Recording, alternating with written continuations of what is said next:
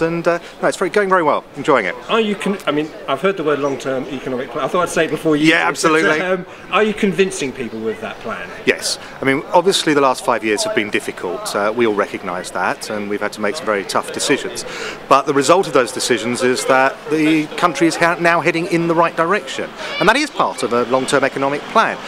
And what my argument to people on the doorstep is, we've been through the pain, now we need to consolidate our plan and build on the solid foundation we have laid. And people are warming to that. It resonates with them. They know that makes sense, that we can't afford to go back to spending more than we earn. And we've got to secure this recovery, not just for ourselves, but for our children and grandchildren. You've got a number of candidates standing against you this time, and of course the presence of UKIP, but does it concern you at all, UKIP? Of course, all candidates concern me. Everyone's entitled to stand in an election.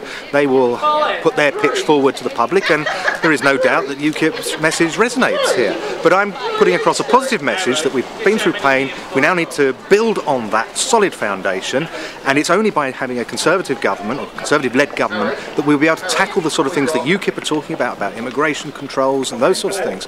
And I am determined that if we are in a Conservative government, we will deliver a referendum on our relationship with Europe, because it's only through that relationship that we will be able to get some control back over our borders. I'm not going to go through all your speeches over the last 5 years, I'll be here all day, but are there anything you brought up in Parliament that you say, I'm really proud of that? I am, and I think it was an example of Parliament at its best. One of my very first surgeries, a group of pensioners who used to work for Ford came to see me.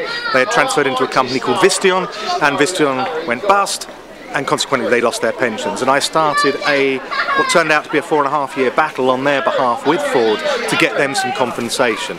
And by keeping going and keeping the determination and the belief that we could deliver this, eventually Ford decided to settle, I think, at the end of last year. And I think that's my biggest triumph. I mean, there are lots of other things that are along the way that I have done, but it was an example of just keeping going. And actually, if you keep going, you can achieve anything. Can you keep going with something like the Lower Dartford crossing? Or? I will keep on banging on that there has to be a better way than option C.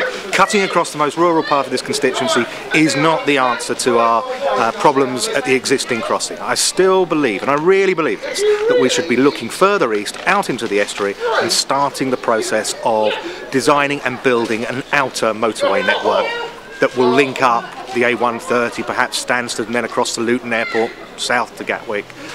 That is the answer to this, not putting yet another crossing here in an already congested part of the country. Finally, you look like you've enjoyed the 5 years. That you've very much. Really been, but you feel you can do much more.